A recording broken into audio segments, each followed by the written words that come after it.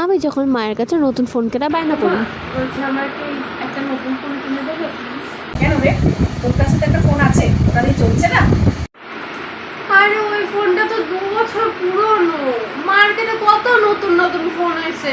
আর ওই যে স্রোতস্বিনীর কথা বলেছিলাম, ওর কাছেও একটা নতুন ফোন ওর মা কিনে দিয়েছে। একটা কিনে দাও না ফোন।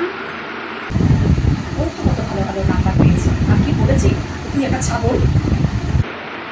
আমার স্ক্রিনটাও ভেঙে গেছে, ব্যাক কভারটাও কেমন পচা।